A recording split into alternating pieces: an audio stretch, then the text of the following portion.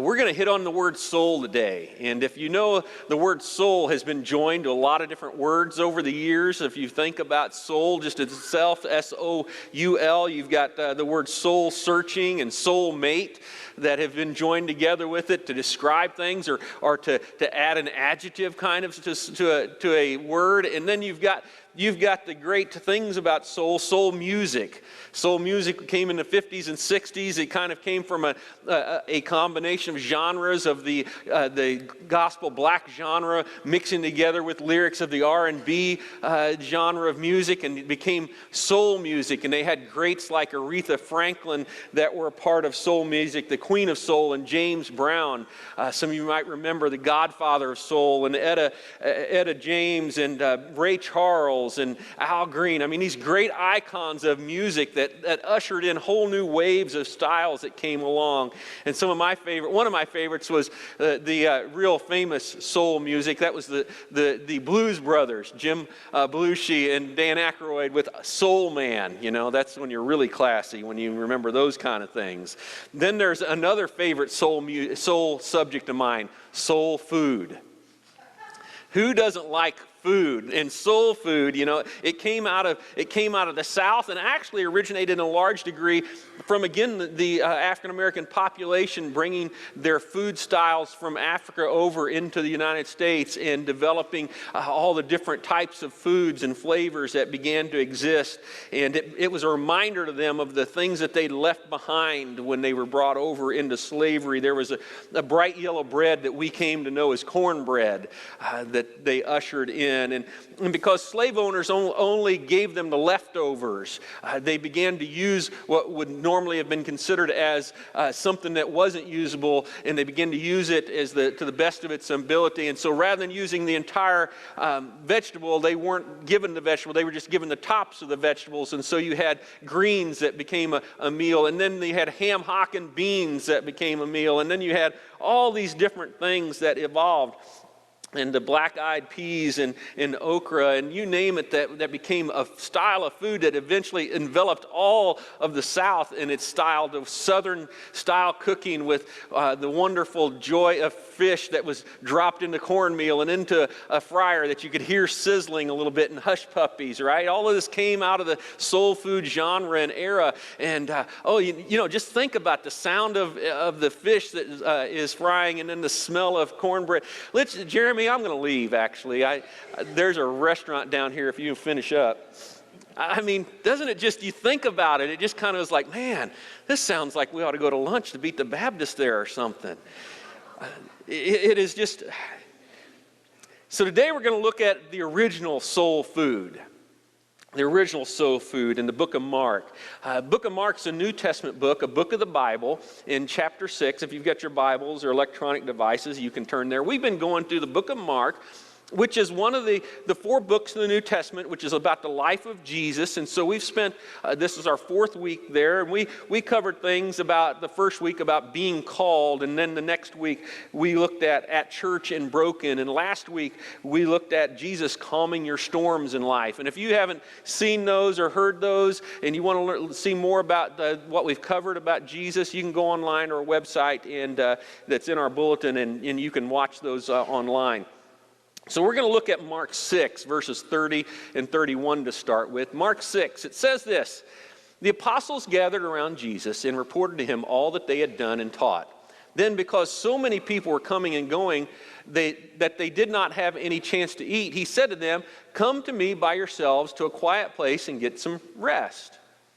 It's kind of a unique thing that we run into. The apostles had just finished their first missionary tour, or their first missionary trip into the surrounding communities and area. Everywhere they'd gone before this in their time with Jesus, they had followed Jesus. Wherever he went, they'd watched Jesus and seen what Jesus was doing. And then Jesus comes to a point of saying, okay, here's the deal. It's time for you to step out on your own and do some ministry.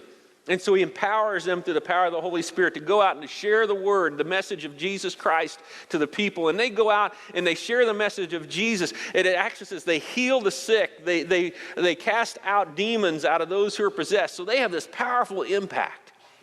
And they come back to Jesus, and they're all excited about what God has done and what they actually did themselves through the power of God working in their lives. But something else has happened during this very same time that they come back to share with Jesus this exciting thing that's happened in their life.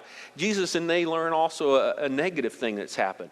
John the Baptist, Jesus' cousin and his forerunner to him that really knew who Jesus was, he's been executed, he's been beheaded, and the news has just arrived to Jesus. And so there's this kind of tearing of emotions of excitement for what God has done, and then this loss that is so heavy in their hearts. And so Jesus says, they haven't even had time to eat. He says, let's get away somewhere. Let's just rest. Let's recharge. And so Mark 6:32 through 34, it says, so they went by themselves in a boat to a solitary place.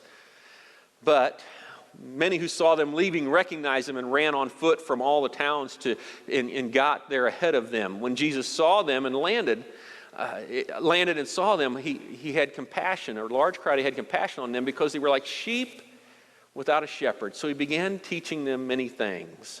So he wanted to get away to refresh himself, to refresh them spiritually, and to get something to eat. But instead, the people recognize them, beat them to their destination. When they get there, they get to the shoreline, and there's a crowd of people, an enormous crowd of people. Can you imagine that? I mean, thousands of people that have already beat them there. You ever had those times when you've had a long day, you just want to go home, you just want to you want to take your shoes off, you want to just sit down, you just want to take a break from life a little bit. You ever had those? It's like it's just been too much today. And you kind of get home, and right when you get home, you drop the car keys or whatever off somewhere. You take off the coat, you get ready to sit down. You sit down and the phone rings, and you look at it and you see it and you answer it. And somebody needs something. They need something from you. They want something of your life. And I don't know if you're like me, but there's those every once in a while times where you just roll your eyes back in your head and you go, it would have been nice to have a break. But that's the situation that they're in right here. Jesus has compassion on them, though, because he knows what they're missing in their lives. He knows what they need in their lives, and he knows that he has what they need in their lives. So Mark 6:35, it says, by this time it was late in the day. So it's getting into the evening time. So his disciples came to him. This is a remote place, they said, and it's already very late. Send the people away so they can go to the surrounding countryside and villages by themselves and buy themselves something to eat. But he answered, you give them something to eat. They said to him, that would take more than a half a year's wages. Are we to go and spend that much on bread and give it to them to eat?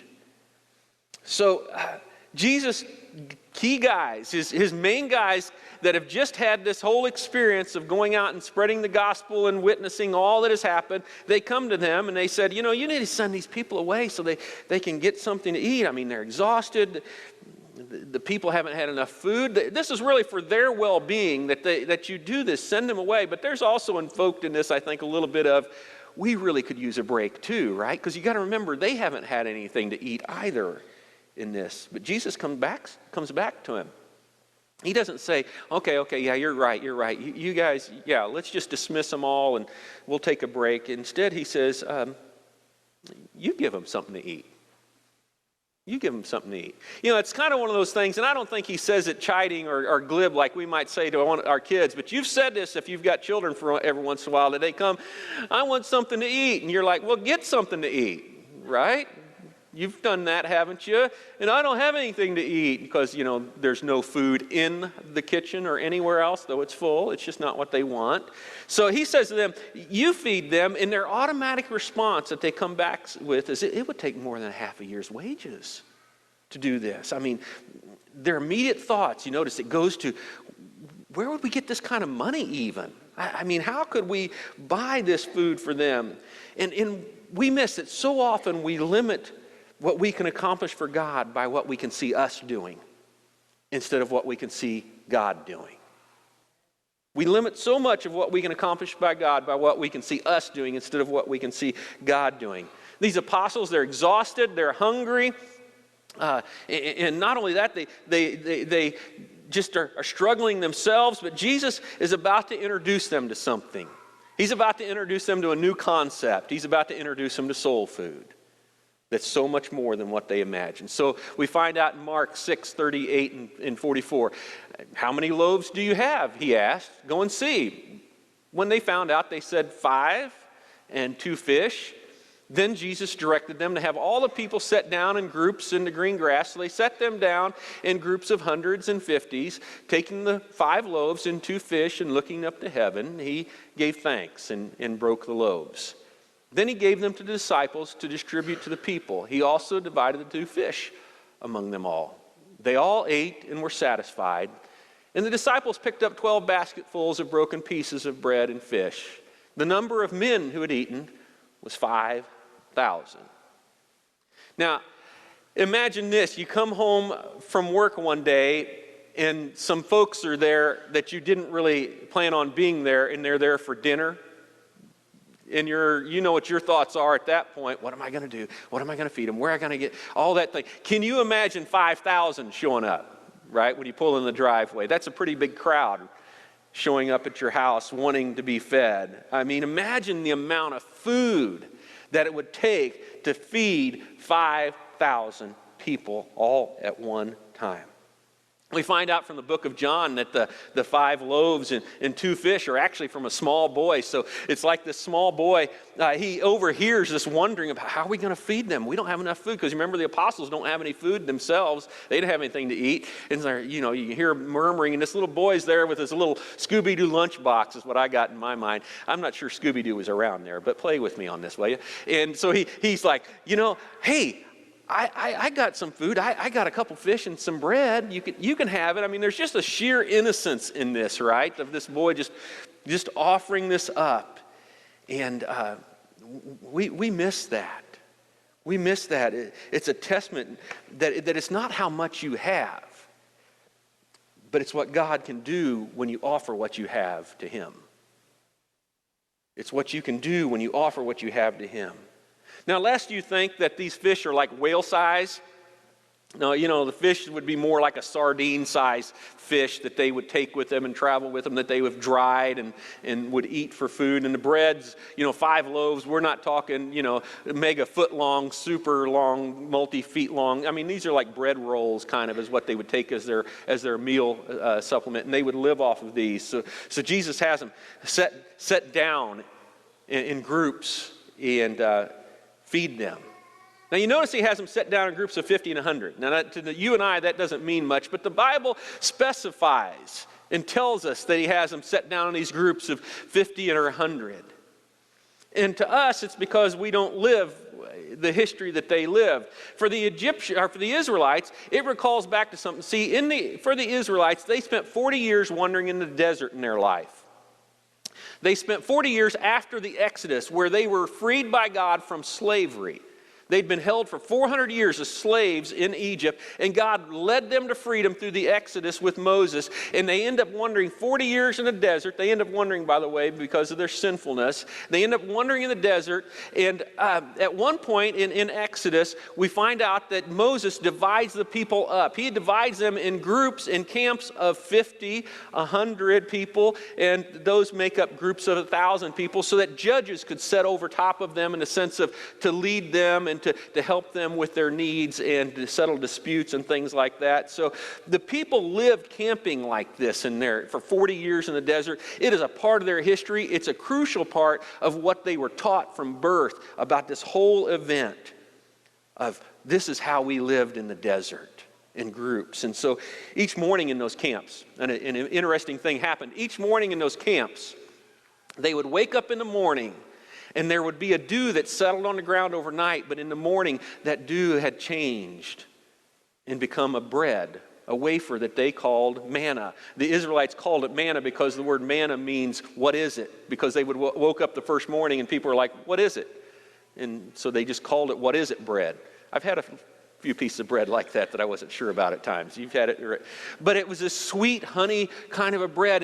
And so it was a unique bread because no matter how much they collected, whether they collected too little, whether they collected too much, no matter how much they collected, they had enough for every single day.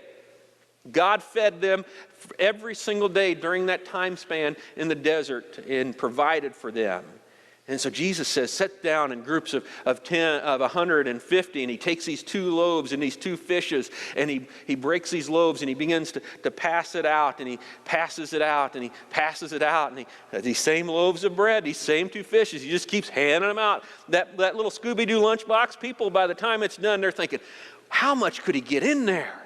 I mean, this thing must be just packed full, right? It's like the rabbit out of the hat feeling going on here. He just keeps pulling it out. Enough to feed thousands of people. And to them, this is strangely familiar because our ancestors, they sat in groups of 50 and 100. I remember the Bible stories. Some of you that were raised in church remember Bible stories that still stick out to you. These people knew these Bible stories. They memorized good sections of the Old Testament, first 5 books of the Bible. So this is an automatic to them. Well, wow, we're sitting in groups of 50 and 100. I guess he's going to teach us a lesson maybe about the time of the Israelites in the desert. But they have no idea that he's going to teach them a lesson that's bigger than that. He's going to teach them about the bread of life lesson. And so as he begins to pass out the food, the bread, there's this realization that the manna of the desert of Israel was a prophecy of the bread of life that would one day come into this world. In John 6, 31 and 35, we read a passage. It was right after this. Right after this, the people follow him again, and they get into a discussion with Jesus. And the people say to Jesus, our ancestors ate the manna in the wilderness. As is written, he gave them bread from heaven to eat. And Jesus said to them, very truly, I tell you, it was not Moses who gave you the bread from heaven, but it was my Father who gives you the bread from heaven. For the bread of God is the bread that comes down from heaven and gives life of the world to the world. Sir, they said, always give us this bread. And then Jesus declared, I am the bread of life. Whoever comes to me will never go hungry, and whoever believes in me will never be thirsty. See, Jesus showed him a reality on that day that is just as true today as it was then. Jesus is the soul food that sustains us through all of our lives. Jesus is the soul food. He's a spiritual thing, the spiritual thing that sustains us in this world. It isn't the things of this world. It isn't the nice car. It isn't the nice home. It isn't the what others think I look like. It isn't the title that I have or the job that I have. None of those things sustain us. It isn't our life spent pursuing after all of the glamour of this world. It is Jesus Christ, the bread of life, the soul food. That if you fill your life with him, your tank will never be empty. He will always be there. So Jesus was the manna that gave them hope in the desert. He was a manna that fed them in this hilltop countryside, wherever they're eating on that day. And he's still the bread of God that feeds you and me today. And so we've got 3 quick lessons from this passage that we're going to hit on. 1, there's always enough of Jesus. There's always enough of Jesus. The disciples picked up 12 basketfuls afterwards. Now you got to realize, remember the disciples hadn't had anything to eat. They didn't have any food of their own, so they're giving this food out. And you imagine they're hungry. They're passing it out to everybody else like, when am I going to get something to eat, you know? You wonder if they're maybe grumbling a little bit in the whole process, but they just keep on passing this food out. They're hungry, but what happens in the end of it? They feed all these thousands of people, and then there's 12 basketfuls left for them. I wonder, as they're picking it up, they're like, I can't believe this. I didn't think there'd be anything left for me. And look at all this. And by the way, it says 5,000 men. It's not that the Bible's being sexist or anything. It's just the standard of counting in that day. And it's just how they recorded it. We find out from Matthew and other passages, we know there were kids there because there was a little boy that gave him his lunch. And we find out there was men and women there as well from Matthew. So you take that and you consider the family size of that day. We're talking 10, 15, 20,000 people that are here. This is a crowd, right? This is a crowd. But no matter what the situation is, no matter how unplanned it is, there is always enough of Jesus. There's always enough to Jesus to feed your soul. The Bible's filled with Jesus, by the way. The Bible is filled with him. No matter how many times you read the Bible, you will always find Jesus in the Bible. You will find the Bible just fills you and fills your soul, and you can never exhaust it. I don't have any idea how many times I've read the book of Mark, but every time I read the book of Mark, something comes to me again. Every single book of the Bible is that single way. It will feed you over and over and over again. And if you aren't regularly reading the Bible right now, or even if you want to shift in your Bible reading, we're only covering select stories of the book of Mark. We won't cover the entire book verse by verse. Actually, if you were following along, we've skipped chapters. And so you want something to do to be fed on the Word of God, to be fed on the bread of life. You just start, there's 16 chapters in the book of Mark. They take like 5, 7, 10 minutes a piece is all to read. You just start reading one a day in your life. In 16 days, in just over 2 weeks, you will have read the entire book of Mark, and you will know Jesus more than you did 16 days before, I can guarantee it. You will know the bread of life that there's always enough of in a new level of your life. The Word of God is powerful because there's always enough of Jesus. Number 2, having enough of Jesus is a cooperative effort. It's a cooperative effort. The apostles had just gotten back from this missionary trip where they'd seen the power of God. And Jesus originally told them to feed the people. You feed them. Remember that? That tells me, Jesus told them, you feed me. That tells me that if they would have said, okay, let's get the 2 fish and 5 loaves and 2 fish, guys, and let's start handing it out. If they would have done that, this passage that we're reading would have been different. We would have been reading a story about how the apostles fed 5,000 people. But they really weren't sure about the power of God, although they just experienced it with casting out demons and healing people and leading people to salvation. They just experienced it, but they're depleted and they're just wiped out. But we have to realize when God gives us a command, He gives us the power. When God gives the promise, He gives the ability. And I wonder what these guys could have kicked themselves afterwards if they're pointing, you should have taken the fish and done it yourself, kind of a thing. If there's a little chatter going on, I'm thinking they're probably just overwhelmed with what they've just witnessed. But they could have done it themselves. See, so much of our life is limited not by what God has promised, but by what you do with His promise. So many of us are living an I can't life because we don't believe it when Jesus says you can. I can't be happy. I can't have joy. I can't accomplish more. I can't. I don't believe it when God says you feed them. And don't miss this. Just like I could have changed this story drastically, it can change your life if you become an I can through Jesus. Jesus is the bread of life. Jesus made the miracle happen, but it had to be a cooperative effort that day. It had to be a cooperative effort for them to see it happen. He used them working through Him to make a miracle. They had to follow His instructions, have them sit down in groups of 50 of 100, have them sit down and pass it out and distribute it. And they had to distribute it. Jesus is the bread of life that saves the world, but we are His disciples, by the way. Did you notice He has them pass out the bread? He is the bread of life, but we are the disciples that He uses to pass out the bread of life still today. It doesn't happen without Jesus. A key part of Jesus being enough is that you and I take the responsibility of passing Him out in our lives. And by the way, the more you pass out Jesus, the more you will be filled with Jesus. Are you feeling stale in your Christianity, stale in your walk with Christ? You want to fill your walk with Christ in a new way? You start passing out Jesus and you will fill up on the bread of life. It will fill you in a way that you've never known. And I know that because every time, it is just so amazing to be a part of passing out the bread of life in someone else's life and seeing how God changes a life. And I know that there are many of you, the average Christian in the United States will never lead a single soul to Christ. And that tells me that you are missing what it means to know the power of God and to know what it means to have the bread of life fill your soul and be fed for Him so that He is enough for you. It's a cooperative effort. We talk about our church here, our purpose of our church is loving God, loving others to God. And that means passing out the bread of life to others. And it's so weird that no matter how much of Jesus you pass out, you will never run out. You will never run out of him. You will never have to say, well, sorry, I think I ran out of Jesus. I don't have any more for you. There will always be enough. So having enough of Jesus is a cooperative effort. Number 3, they all ate,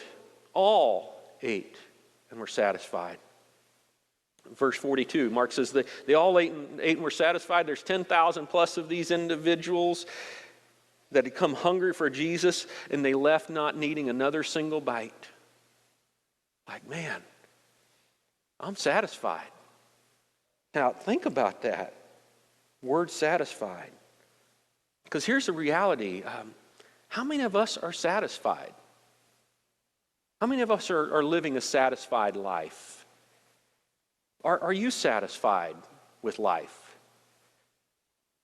The reality is, until you're feeding and being satisfied by Jesus, you will never be satisfied in this world.